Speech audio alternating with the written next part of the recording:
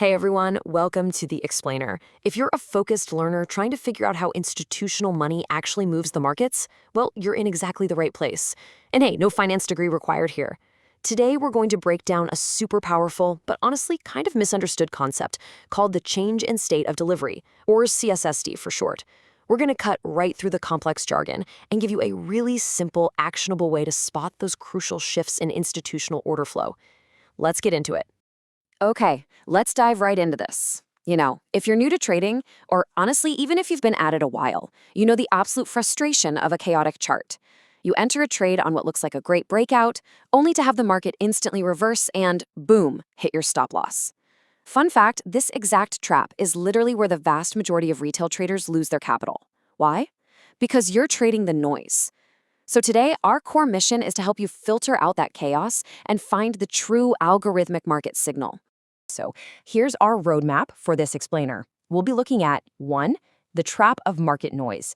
2. Defining the CSD signal. 3. Bullish versus bearish delivery. 4. Filtering out the noise. 5. Your clear entry trigger. And finally, 6. Mastering the setup.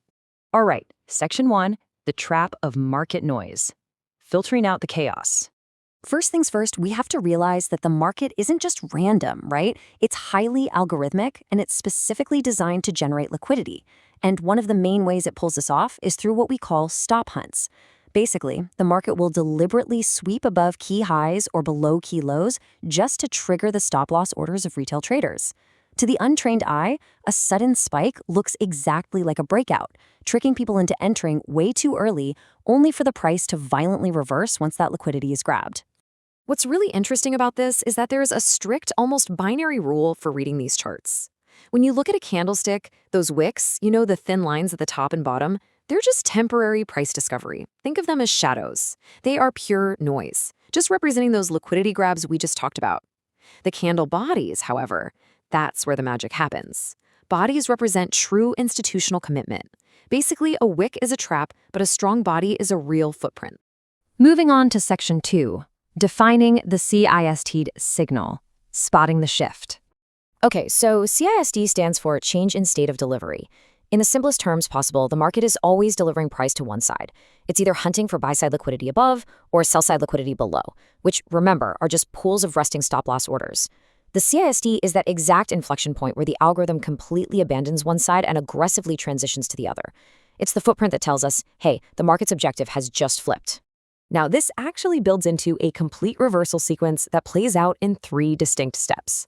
First up, we get the liquidity sweep. That's the stop hunt we talked about that induces retail traders into making a mistake. Second, we get the CISD, which acts as our early leading signal that institutional order flow is shifting gears. And then third, we get the market structure shift, or MSS. That's your broader but lagging confirmation that the overall trend has actually changed. It's absolutely crucial to contrast that lightning-fast CISD with the slower market structure shift.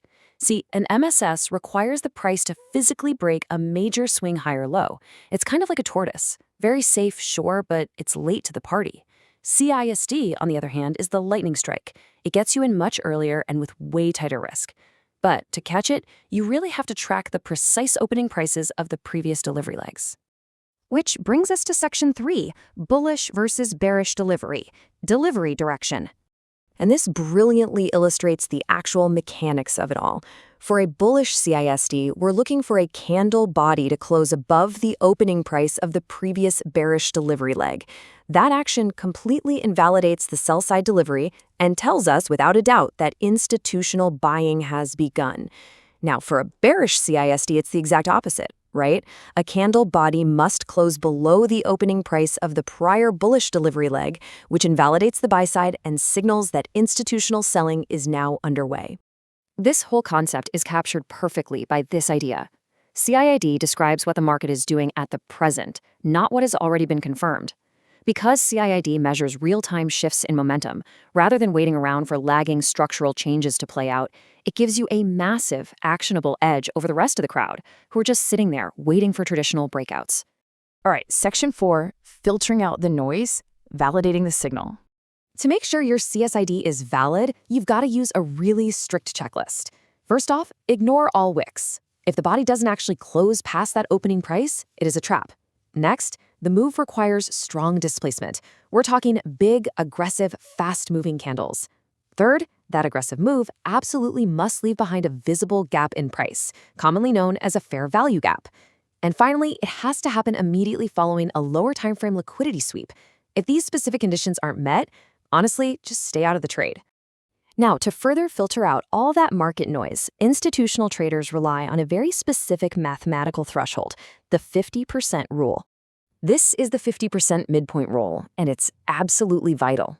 For a CISD to be valid, the triggering candle body must close strongly past the midpoint of its total range, meaning from its absolute highest point down to its lowest point. Think of it like a runner in a race. If a candle pokes its head through the finish line but then gets pushed all the way back, leaving a massive wick, well, that shows exhaustion, right? It definitely doesn't show the committed, institutional power we need for a valid change in state of delivery. Let's get into the execution in Section 5, your clear entry trigger, step-by-step playbook. Okay, here is your exact step-by-step sequence. Step 1, wait for the price to tap a higher time frame point of interest. This would be something like a major support zone on a daily or 4-hour chart.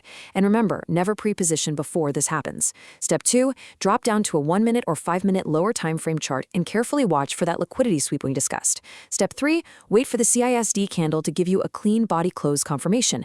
And step 4, don't chase the price. Seriously, just wait for the pullback into the newly formed order block or gap and execute your entry right there. Now, once you're actually in the trade, risk management is absolutely everything.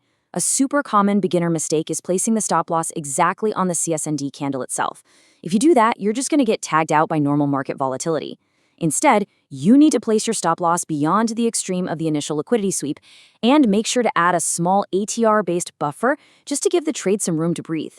Then, target the next higher timeframe liquidity pool for your take profit. And, as a golden rule, demand a minimum 1-to-3 risk-to-reward ratio before you even think about clicking buy. Finally, Section 6, Mastering the Setup, Operational Safeguards. Because the CSID is such an incredibly early signal, it naturally has a slightly higher false start rate. So how do the professionals manage this risk? Well, they use a layered scout and scale sizing model. Here's how it works. They'll enter a smaller 25% scout position at that early CSID entry to lock in a premium price.